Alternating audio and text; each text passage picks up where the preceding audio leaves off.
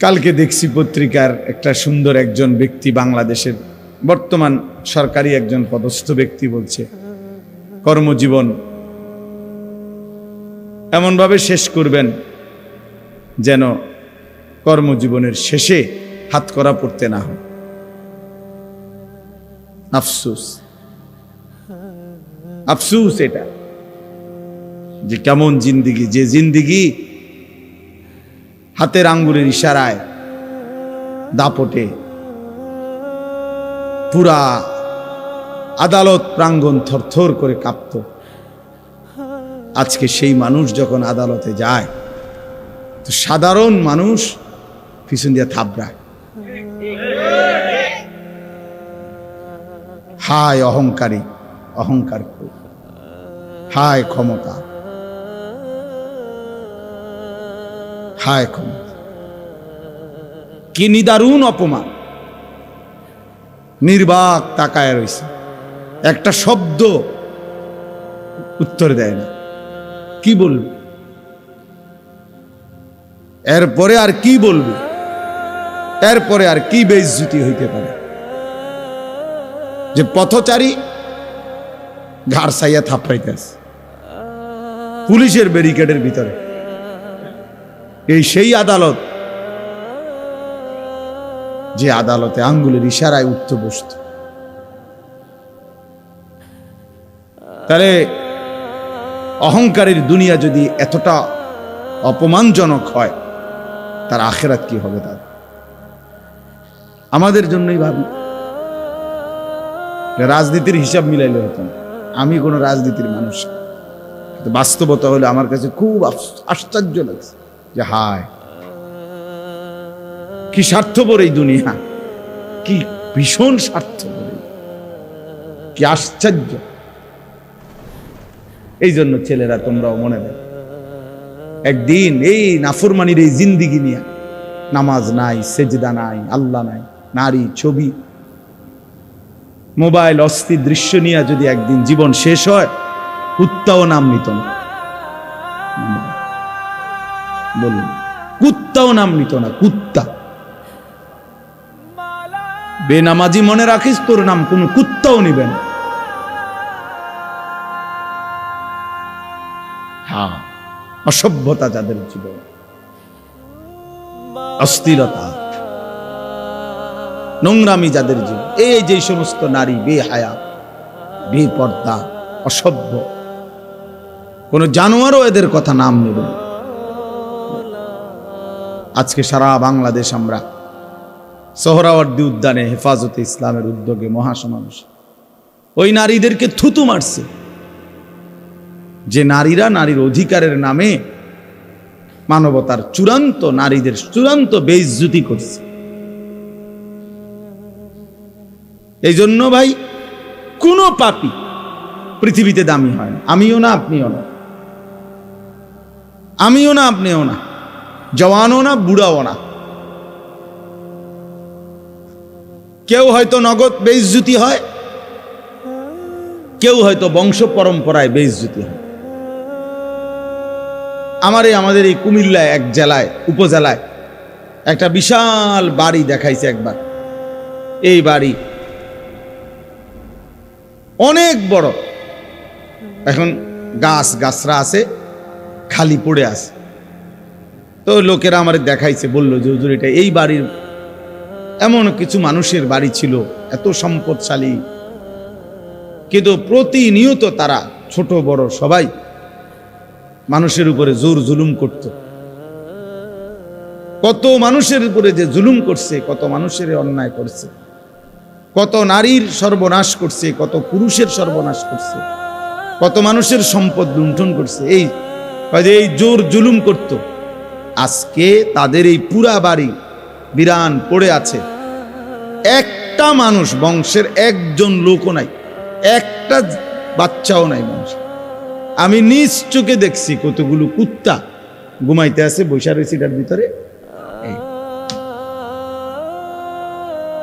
অহংকারীর, নাফরমানের পরিণতি।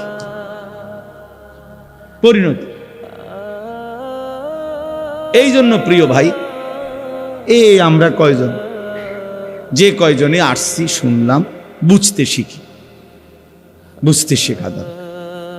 আল্লাহকে ছেড়ে তো ইজ্জত মিলে না, সম্মান মিলে না, হয় নগদ নয়তো বংশ পরম্পরায় হলেও একদিন বেইজ্জতি হইতে হয়।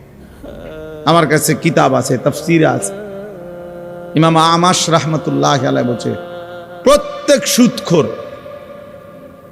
পরবর্তী 40 থেকে বছরের ব্যবধানে তার বংশধরকে, পরবর্তী প্রজন্মকে আল্লাহ বেইজ্জতি করবেই করবে এবং নিশ্চিহ্ন করে দিবে। কোরআনুল কারীমের 17 নম্বর পারা, কোরআনুল কারীমের 22 নম্বর সূরা। সূরাটির নাম হচ্ছে সূরায়ে হজ। এই সূরার 2টি আয়াত 27-28, এই 2 আয়াত আমি আপনাদের সামনে তেলাওয়াত করেছি। এই 2 আয়াতের তর্জমা অল্প একটু কথা আপনাদের সামনে আমরা আরজ করতে চাই। ইব্রাহিম আলাইহিস সালাম আল্লাহ তাআলার একজন জলিলুল কদর নবী, আমরা সবাই নাম জানি, আল্লাহ তাআলার বন্ধু। ওয়াত্তাখাযাল্লাহু ইব্রাহিমা খলিলা, আল্লাহ তাআলা বলছেন যে আল্লাহ ইব্রাহিমকে বন্ধু বানিয়েছেন। কোরআনুল কারীমে আছে আল্লাহ তাআলা ইব্রাহিম আলাইহিস সালামকে বলছেন ইন্নী জাইলুকা লিন্নাসি ইমামা, আমি তোমাকে গোটা বিশ্ব মানবতার জন্য, সমস্ত মানুষের জন্য ইমাম বানানো। কোরআনুল কারীমের মধ্যে আছে আল্লাহ তাআলা ইব্রাহিম আলাইহিস সালামকে অনেকগুলো পরীক্ষা করছেন, সবগুলো পরীক্ষায় তিনি শতভাগ উত্তীর্ণ হয়েছেন। ওয়া ইযিবতালা ইব্রাহিমা রব্বুহু বিকালিমাতিন ফাআতাম্মাহুন্না, আল্লাহ তাআলা বলেন আল্লাহ তাআলা তার ইব্রাহিমের অনেকবার অনেক কথা বলেই অনেকভাবেই পরীক্ষা করেছেন, তিনি সব পরীক্ষায় পূর্ণাঙ্গভাবে আদায় করেছেন। ইব্রাহিম আলাইহিস সালাম অনেক দিক থেকে ওনার অনেক বৈশিষ্ট্য, অনেক বৈশিষ্ট্য। কোরআনুল কারীমের মধ্যে আল্লাহ তাআলা ইব্রাহিম আলাইহিস সালামের ব্যাপারেই বলছেন হুয়া সাম্মাকুমুল মুসলিমিন, তিনি তোমাদেরকে মুসলিম নামে নামকরণ করেছেন, আমাদেরকে মুসলিম নামে তিনি নাম রেখেছেন। কোরআনুল কারীমের মধ্যে আছে আল্লাহ তাআলা বলছে ইব্রাহিম আলাইহিস সালাম কানা উম্মাতান, ইব্রাহিম আলাইহিস সালাম একজন ব্যক্তি একটা জাতি, মানে একজন ব্যক্তি একটা জাতি, অর্থাৎ এত বেশি ব্যক্তিত্ব প্রভাব, এত বেশি ওনার সম্মান মর্যাদা খেদমত যে আল্লাহ তাআলা বলছে সে একাই যেন একটা জাতি। এরকম অনেকগুলো মর্যাদা, সমস্ত মর্যাদার পিছনে একটা বড় কারণ হলো আল্লাহ তাআলা যতবারই পরীক্ষা নিয়েছেন কঠিন থেকে কঠিন, প্রত্যেকটি পরীক্ষায় তিনি উত্তীর্ণ হয়েছেন। সবগুলো পরীক্ষা তাফসীরের মধ্যে আছে, হযরত আব্দুল্লাহ ইবনে আব্বাস রাদিয়াল্লাহু তাআলা আনহুমা বলছেন আল্লাহ তাআলা 30টি পরীক্ষা করছেন ইব্রাহিম আলাইহিস সালামকে। কোন বর্ণনায় 70টার কথাও আছে। তো এই 30টা পরীক্ষা হোক আর 70টা পরীক্ষা হোক, সবগুলো পরীক্ষার মধ্যে মূল বক্তব্য ছিল একটা জিনিস, সেটা হলো আল্লাহ তাআলা বারবার দেখতে চেয়েছেন যে ইব্রাহিম সর্বোচ্চ ভালোবাসা আল্লাহকেই ভালোবাসে না মাখলুক অন্য কিছু। এই মূলত পরীক্ষা সবগুলো, আগুনের কুণ্ডলী বলেন, নমরুদের মুখোমুখি বলেন, আর সন্তানকে জবাই করা বলেন, এবং আরো যা সবগুলো পরীক্ষাতে আল্লাহ তাআলা বারবার চেয়েছেন ইব্রাহিমের কলিজা জুড়ে আল্লাহর ভালোবাসা সর্বোচ্চ কিনা।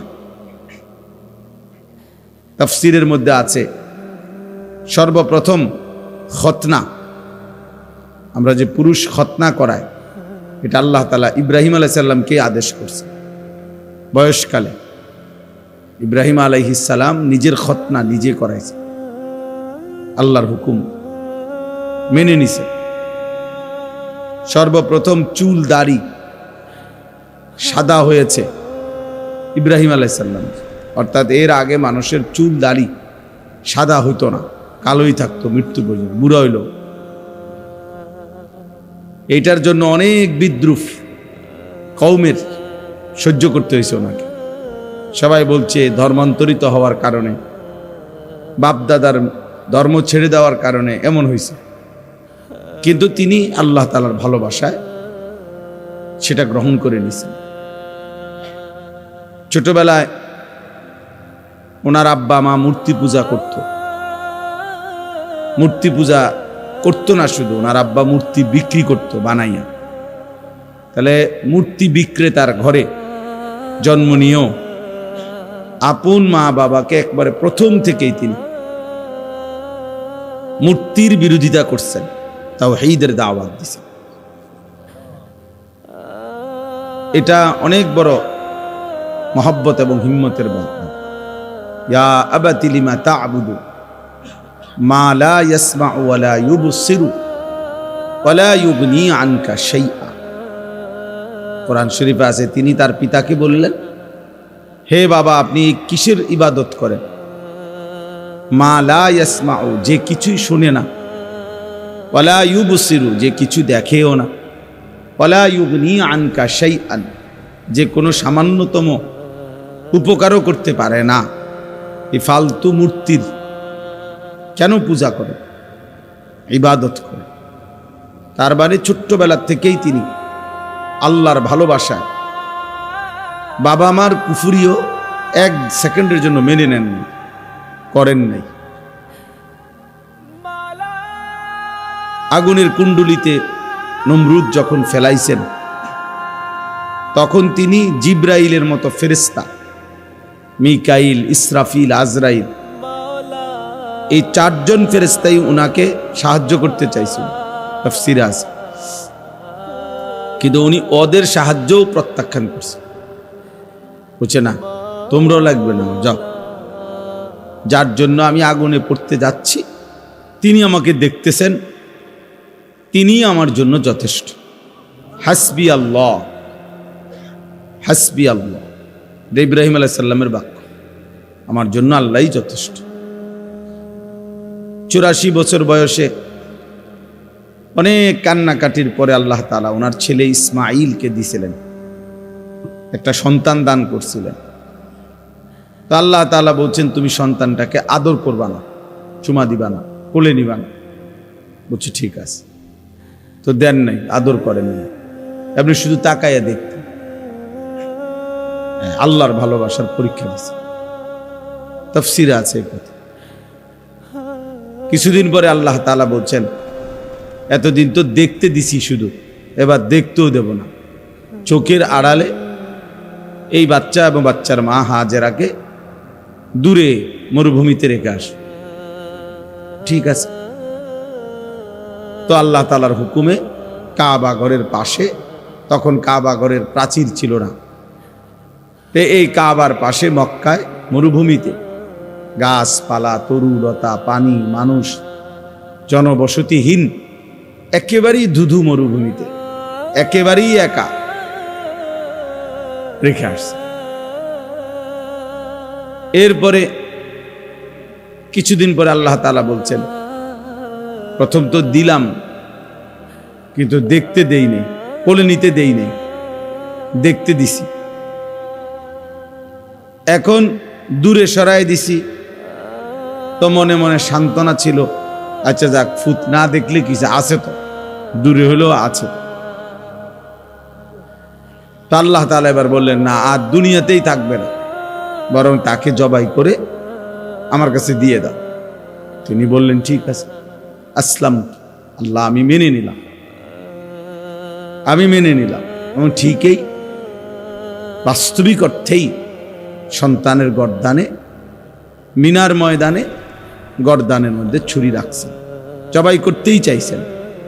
আল্লাহর কুদরতে জবাই হয় নাই সেটা তো ভিন্ন কথা, কিন্তু তিনি এক বিন্দুও মূলত কোন রকম লৌকিকতা বা নয়সয় বা এমনে এমনে যে না, বাস্তবিক অর্থেই তিনি কি করতে চাইছেন, জবাই করতে চাই। আরো অনেক আছে তাফসীরের মধ্যে, মানে একটার থেকে একটা অনেক কঠিন পরীক্ষা ছিল, কিন্তু প্রতিবারই তিনি আল্লাহর ভালোবাসায়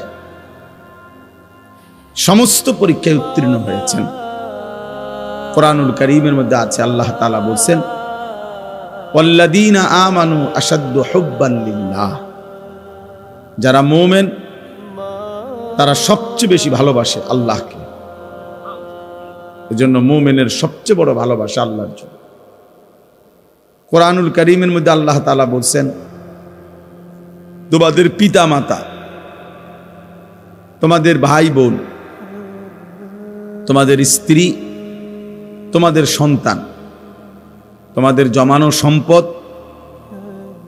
তোমাদের ঘর দুয়ার, তোমাদের পছন্দের বাহন, এই সব কিছুর চাইতে যদি আল্লাহ এবং তার রাসূল এবং আল্লাহর রাস্তায় জিহাদ, আল্লাহর জন্য দুশমনের মোকাবেলা করা, জান দেওয়া, এই তিন জিনিস যদি প্রিয় না হয়, সবচেয়ে প্রিয় না হয়, আল্লাহর ভালোবাসা, আহাব্বা ইলাইকুম মিনাল্লাহি ওয়া রাসূলিহি ওয়া জিহাদিন ফি সাবিলিহি ফাতারাব্বাসু, তাহলে অপেক্ষা করো, হাত্তা ইয়াতি আল্লাহু বিআমরি, অল্প সময়ই আল্লাহর ফয়সালা আসবে, মানে আযাব আসবে। যে জাতির মধ্যেই মুসলমান মুমিন পরিচয়দারী, ইমানদারের পরিচয়দারী, আল্লাহর ভালোবাসা কম, রাসূলুল্লাহ সাল্লাল্লাহু আলাইহি ওয়াসাল্লামের ভালোবাসা কম, এবং জিহাদ ফি সাবিলিল্লাহ, আল্লাহর জন্য জীবন দেওয়া, আল্লাহর দ্বীনের জন্য নিজেকে কোরবানি করার জন্য পেশ করা, এই মানসিকতা যার মধ্যেই কম, তা আল্লাহ তাআলা বলছে তারা যেন আযাবের অপেক্ষা করে, আযাব আসে। আজকে সংখ্যাগরিষ্ঠ মুসলমান আমরা, এই তিন জিনিস আমাদের মধ্যে ঘাটতি। আল্লাহর ভালোবাসায় সামান্যতম মুসলমানের পরিচয় ধরে রাখতো আমরা চাই না। কিশোর বলেন, যুবক বলেন, বৃদ্ধ বলেন, যে যেই মিথ্যা অন্যায় অপরাধের সাথে জড়িত, উনি এটা ছাড়বার কোনো মানসিকতাই নেই, প্রস্তুতিই নাই, ইচ্ছাও নেই। মিথ্যা বলে তো বলেই, চুরি করতেছে তো করতেই আছে, ওজনে কম দিতেছে তো প্রতিদিনই একই রকম, সুদ খায় তো 30 বছর ধরে সুদে খায়, বাটপারি করতেছে তো প্রতিদিনই বাটফার। হ্যাঁ, ছেলে পেলে নামাজ পড়ে না তো অসভ্য, কোনোদিনই নামাজ পড়ে না, ফজরের নামাজ পড়ে না তো একদিনও পড়ে না, গালিগালাজ করে তো প্রতিদিনই গালিগালাজ। এই মানে এক ধরনের অপদার্থ জিন্দেগি, অমানুষের জিন্দেগি, জানোয়ারের জিন্দেগি, হাইওয়ানের জীবন, পশুর জীবন। যে জীবন ধারাবাহিক গুনাহ করে সেটা কোনো মানুষের জীবন না, মুসলমানের জীবন না। কোনো মুসলমানের জন্য ধারাবাহিক লাগাতার গুনাহ করা অসম্ভব, আর যেই কোনো মুসলমানের জন্য গুনাহ হওয়া সম্ভব। গুনাহ হবেই, অপরাধ হবেই, এটা স্বাভাবিক, কিন্তু অপরাধ লাগাতার করতে থাকা এটা অস্বাভাবিক, এইটা স্বাভাবিকতা না। বোঝা গেছে সে তার নিজের পরিচয়, কর্তব্য ভুলে গেছে, প্রত্যেক দিন একই রকম পাপ, এটা হতেই পারে না মুসলমানের দ্বারা, মানুষের দ্বারা। হোঁচট খাইতে পারে কেউ, নিয়ম হইলেও কেউ চলার পথে জীবনে হোঁচট খাইতে পারে, পিছলা খাইতে পারে, কখনো সখনো কারো কোনো কাজে ভুল হইতে পারে, ব্যর্থতা হইতে পারে, লস হইতে পারে। কিন্তু যে কোনো দুনিয়ার ব্যবসায়ীও এটা বুঝবে যে কেউ লাগাতার 30 বছর প্রতিদিন লস খায় না, কেউ 30 বছর বাড়ির রাস্তা দিয়া বাজারে যায়, প্রত্যেক দিনে আচার খায়, এমন হয় না। এটা আহাম্মকি কথা, এটা কেউ শুনলে বিশ্বাস করবে না। একদিন পিছলা খাইছে তো 2 দিন 3 দিন সে সতর্ক হয়ে যায়, যেখানে একটু জায়গাটা একটু পিছলা, একটু সতর্ক হয়ে হাঁটতে হবে। তাইলে এটা খুব জরুরি বিষয়। আল্লাহ তাআলার ভালোবাসা রাসূলুল্লাহ সাল্লাল্লাহু আলাইহি ওয়াসাল্লামের ভালোবাসা, আল্লাহর রাস্তায় জিহাদের প্রতি ভালোবাসা। আমাদের নওজোয়ান ছেলেরা যদি এতটুকু বুঝতো, আল্লাহর জন্য জীবন দেওয়া, আল্লাহর দ্বীনের জন্য সর্বোচ্চ ত্যাগ স্বীকার করা, তাহলে ইসলাম আরো অনেক আগাইত, দুশ্মন আরো বেশি ভয় পাইত। কিন্তু ছেলে পেলেদের চেহারা সুরত দেখলে ইবলিসও হাসে। ছেলে মেয়েদের চলাফেরা দেখলে শয়তানও হাসে। শয়তানও বলবে যে আমিও তো এত শয়তানি জানি না।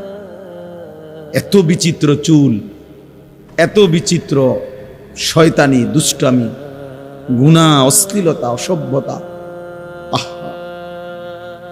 আফসোসের ব্যাপার। মানে ইবলিসও হাসে, শয়তানও হাসে। সম্পূর্ণ এই লাখ লাখ ছেলে পেলে, ছেলে মেয়ে শাহওয়াতের গোলাম। মনের একটা অসভ্য চাহিদা আছে, লজ্জাস্থানের একটা চাহিদা আছে, এইটার গোলাম।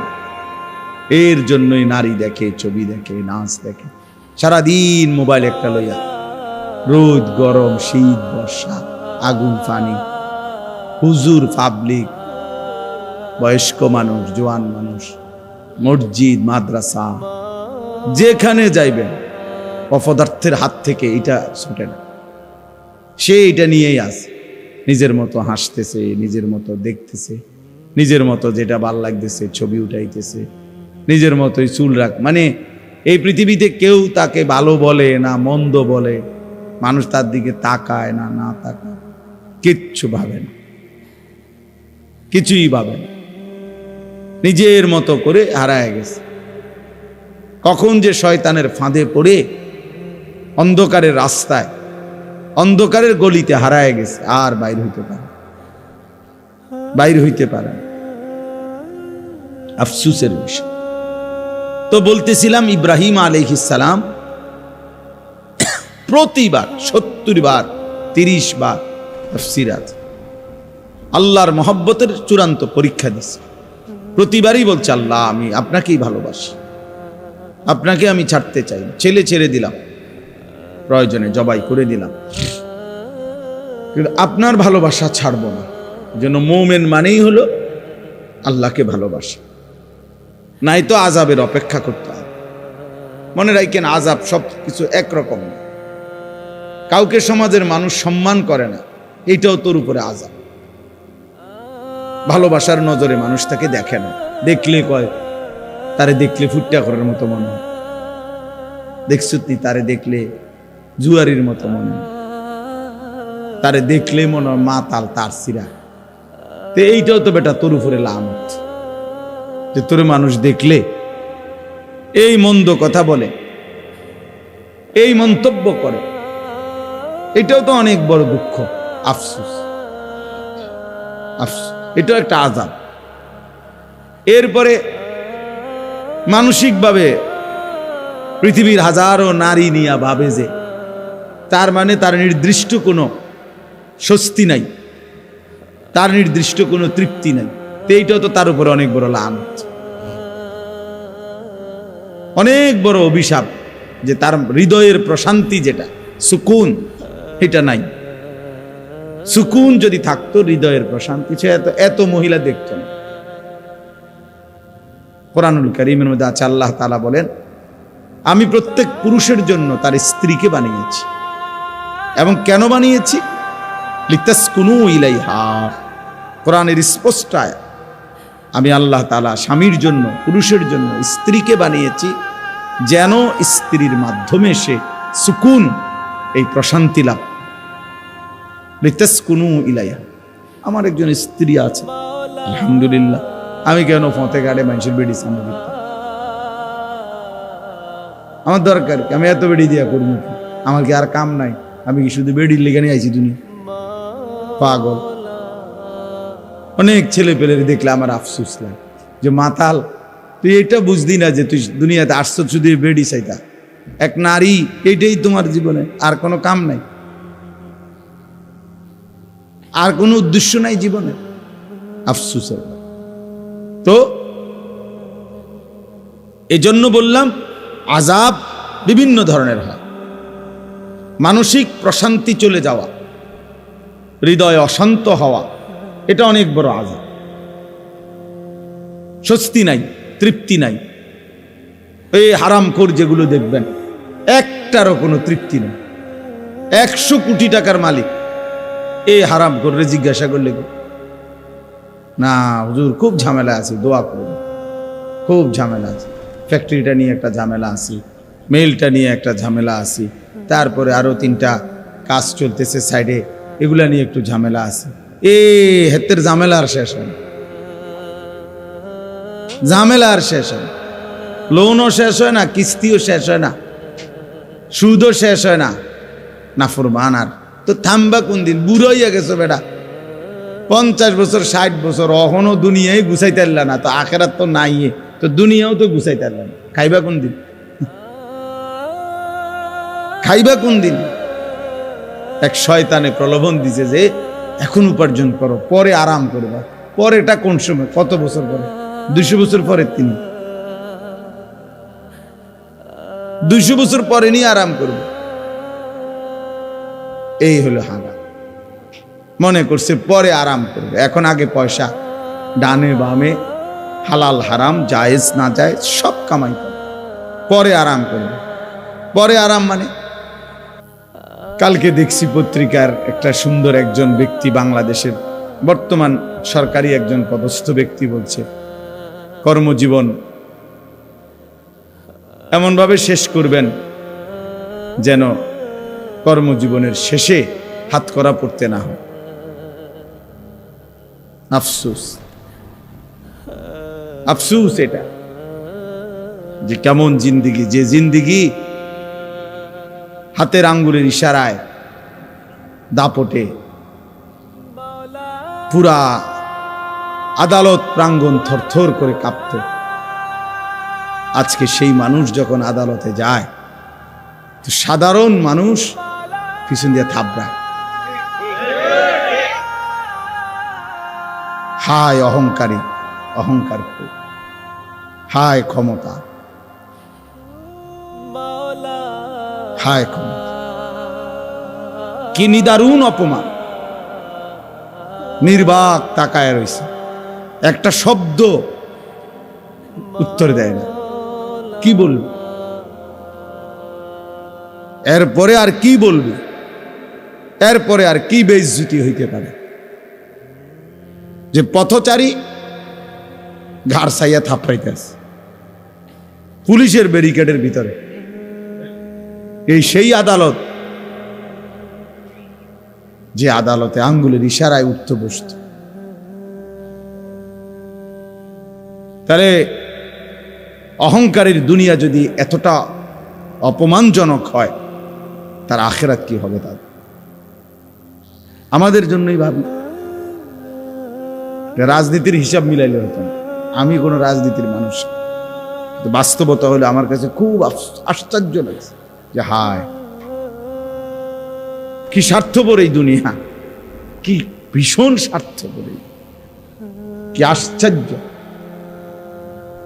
এই জন্য ছেলেরা তোমরাও মনে রাখো, একদিন এই নাফরমানির এই জিন্দিগি নিয়ে, নামাজ নাই, সেজদা নাই, আল্লাহ নাই, নারী, ছবি, মোবাইল, অস্থির দৃশ্য নিয়ে যদি একদিন জীবন শেষ হয়, কুত্তাও নাম নিত না।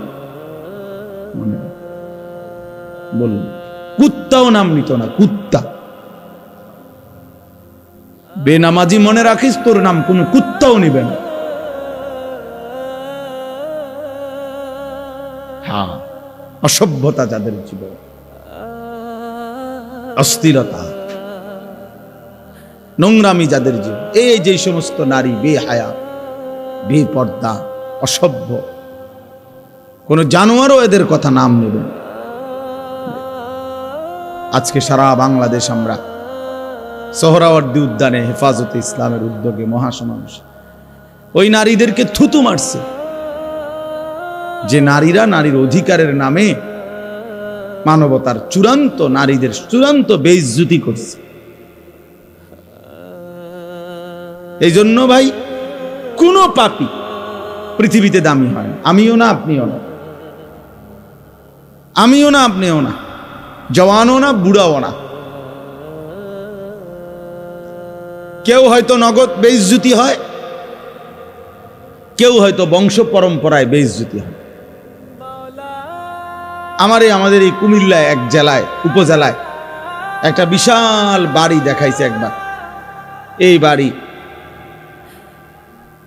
অনেক বড়, এখন গাছরা আছে, খালি পড়ে আছে। তো লোকেরা আমার দেখাইছে, বলল যে হুজুর এটা এই বাড়ির এমন কিছু মানুষের বাড়ি ছিল, এত সম্পদশালী, কিন্তু প্রতিনিয়ত তারা ছোট বড় সবাই মানুষের উপরে জোর জুলুম করত। কত মানুষের উপরে যে জুলুম করছে, কত মানুষের অন্যায় করছে, কত নারীর সর্বনাশ করছে, কত পুরুষের সর্বনাশ করছে, কত মানুষের সম্পদ লুণ্ঠন করছে। এই জোর জুলুম করত। আজকে তাদের এই পুরা বাড়ি বিরান পড়ে আছে, একটা মানুষ, বংশের একজন লোকও নাই, একটা বাচ্চাও নাই বংশ। আমি নিজ চোখে দেখছি কতগুলো কুত্তা ঘুমাইতে আছে, বৈশা রয়েছে এটার ভিতরে। এই অহংকারীর, নাফরমানের পরিণতি।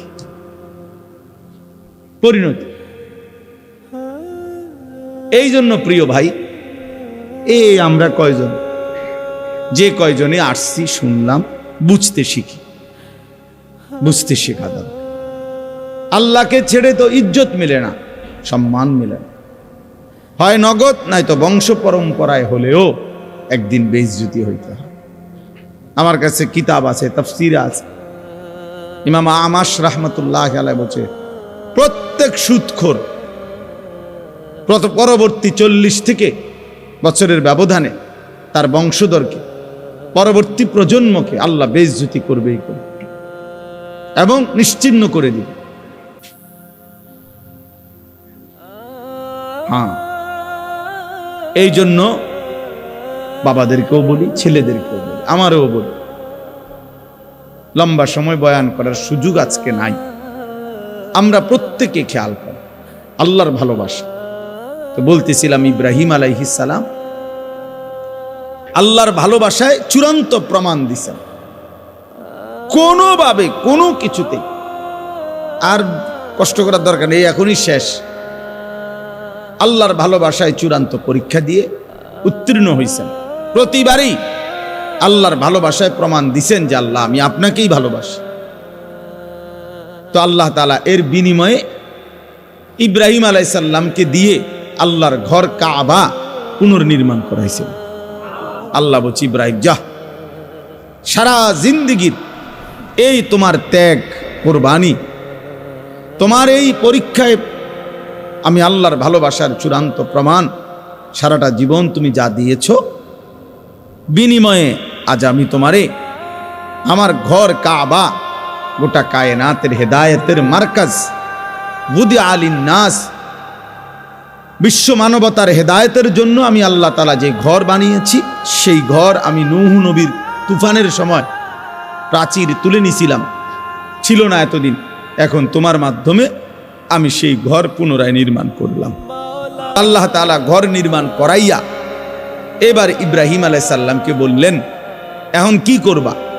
তো আল্লাহ তাআলা বললেন, ওয়াআদ্দিন ফিন নাসি বিল হজ, সারা পৃথিবীর আমার বান্দাদেরকে আমার এই ঘরের উদ্দেশ্যে, কাবা ঘর, এই ঘরের উদ্দেশ্যে হজ আদায় করার জন্য ঘোষণা দাও। ইব্রাহিম আলাইহিস সালাম বললেন, আয় মাওলা, এক মরুভূমি, এখানে তো কোনো মানুষই তেমন উল্লেখযোগ্য নাই, অল্প কয়টা মানুষ।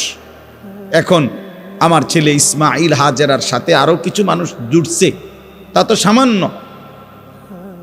তা আমি এই পৃথিবীর সব মানুষকে কিভাবে হজ্জের ঘোষণা দেব আপনার ঘরের উদ্দেশ্যে? তো আল্লাহ তাআলা বললেন, ইব্রাহিম, নিদা মানে আহ্বান, আজান, ডাকা, এটা তোমার দায়িত্ব, পৌঁছানো আমার দায়িত্ব। ওয়া আলাইয়াল বালাগ, পৌঁছানো আমার দায়িত্ব, তুমি দাও, তুমি আজান দাও। তুমি আজান দিয়ে রাখো, এরপরে শোনো, ইয়াতুকা রিজালান ওয়া আলা কুল্লি যামিরিন ইয়াতিনা মিন কুল্লি ফাজ্জিন আমিক। তখন দেখবা আগামীর কিয়ামত পর্যন্ত কাছের মানুষগুলো পায়ে হেঁটে আর পৃথিবীর একেবারে সর্বোচ্চ দূর দূরান্ত থেকে মানুষগুলো বাহনে চড়ে আমার এই ঘরের উদ্দেশ্যে আসবে, ঘরের উদ্দেশ্যে আসবে। ফলে যুগ যুগ ধরে আল্লাহ পাক রব্বুল আলামিন সারা পৃথিবীর শেষ প্রান্তেও যেই মুমিন থাকে, ইমানদার থাকে, আল্লাহ তাআলা তার কলবেও আল্লাহর ঘরের প্রতি এক চরম আকর্ষণ আল্লাহ দান করছে। বারবার আল্লাহ তাআলা বলছেন, এটা আমার কুদরতি আকর্ষণ, আমি আমার বান্দার কলবে, মুমিনের দিলে, পৃথিবীর যত দূরেই হোক, আমি আল্লাহ তাআলা এই হজ্জের আগ্রহ, আমার ঘর দেখার আগ্রহ, কাবার আগ্রহ আমি দিয়ে দেব, তুমি শুধু একবার ঘোষণা দিয়ে দাও। ইব্রাহিম আলাইহিস সালাম ঘোষণা দিয়েছেন। এবার যেন ইব্রাহিম আলাইহিস সালাম আল্লাহকে জিজ্ঞেস করলেন, আল্লাহ, এই হজ্জে যদি আপনার বান্দারা আসে তো কি লাভ হবে? তো আল্লাহ বলেন, লিয়াশহাদু মানাফিআ লাহুম, তারা যেন আইসাই তাদের উপকারিতা দেখে নেয়। মানে আসলেই বুঝবে রুহের কি খোরাক হইছে, আমলের মধ্যে কি বরকত হইছে, দিলের মধ্যে কি অনুভূতি জাগছে, আখিরাতের প্রেরণা জাগছে, নেক কাজের জজবা তৈরি হইছে, গুনাহ ছেড়ে দেওয়ার মতো হিম্মত তৈরি হইছে, আখিরাত এবং জান্নাতের জন্য নিজেকে প্রস্তুত করার যেই তৌফিক হয়েছে, এর চাইতে বড় উপকার আর কি হইতে পারে? এর চাইতে বড় উপকার। এই জন্য আলহামদুলিল্লাহ যুগ যুগ ধরে হজ্জের বরকতে, আল্লাহর ঘর জিয়ারতের বরকতে, মক্কা মদিনার এই সফরের বরকতে মানুষের জিন্দিগিতে বড় ধরনের কি হয়? পরিবর্তন। অনেক মানুষ আলহামদুলিল্লাহ পরিবর্তন হয়, বদলায় যায়, চেহারা, সুরত, চলাফেরা, আমল আখলাকের মধ্যে পরিবর্তন। এটা উপকার। আল্লাহ বলেন, এই জন্য এমনি মুখে বলবো না, আমার বান্দা যেন নিজে এসে উপকারিতা দেখে যায়। ওয়ায়াযকুরু ইসমাল্লাহি ফি আইয়ামিন মা'লুমাতিন আলা মা রাযাকাহুম মিন বাহিমাতিল আনআম, এবং আমি আল্লাহ যেই চতুষ্পদ জন্তুগুলো আমার বান্দাদের জন্য জবাই করার, কোরবানি করার জন্য হালাল করেছি, সেই প্রাণীগুলো যখন জবাই করবে নির্ধারিত দিনে, 10, 11, 12 জিলহজ, এই 3 দিনে, তখন যে আমি আল্লাহর জিকির এই 3 দিনে পড়বে, বেশি থেকে বেশি এই জিকিরের বরকত হাসিল করার জন্য তারা যেন আমার ঘরে আসে। তাইলে আল্লাহ তাআলা বলেন, কোন বান্দা যখন আল্লাহর ঘর জিয়ারত করে, 1 নাম্বার হলো সে নিজের চোখে তার জীবনের মধ্যে অনেক উপকারিতা লক্ষ্য করে, পরিবর্তন লক্ষ্য করে।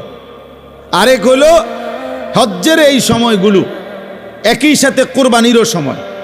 হজের যেই 5 দিন, এর মধ্যেই মাঝখানে 3 দিন হলো কোরবানিরও 3 দিন। তাহলে হজ্জের 5 দিনের অন্তর্ভুক্ত এই কোরবানির 3 দিনে সব মিলাইয়া হাজার হাজার বার, লক্ষ লক্ষ বার আল্লাহর জিকির করার তৌফিক হয়। লব্বাইক আল্লাহুম্মা লব্বাইক, লব্বাইক লা শারীকা লাক লব্বাইক, ইন্নাল হামদা ওয়ান নি'মাতা লাকা ওয়াল মুলক লা শারীকা লাক। এইটা একটানা পড়ে, এটা আল্লাহর জিকির। আমি আলহামদুলিল্লাহ মনে করেন 16 কিলোমিটার হাইটা গেছি, মিনার তাবু থেকে আরাফা, আরাফাত থেকে মুজদালিফা, মুজদালিফার থেকে আবার মিনা, মিনা থেকে আবার মক্কা শরীফ, কাবা। গত বছরও গেছি হাইটে। এই সময় হৃদয়ের একটা আলাদা আল্লাহকে জিকিরের বরকত হয় হাজার হাজার। আল্লাহর স্মরণ বান্দার জবানে মস্ক হয়ে যায়। তাওয়াফ করে বারবার, আরে আমগো ছাত্র তো নাম কি? নূর মোহাম্মদ, এই আমার একজন ছাত্র আছে, আমি খুব সম্ভব কোন সালে যেন 2018 সালে খুব সম্ভব মনে হয় না কি জানি।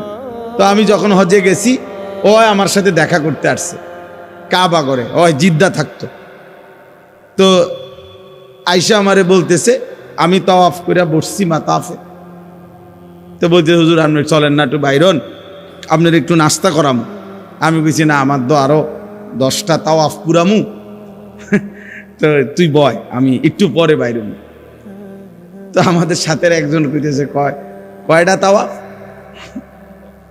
এবারে বললো যে 10টা তাওয়াফ।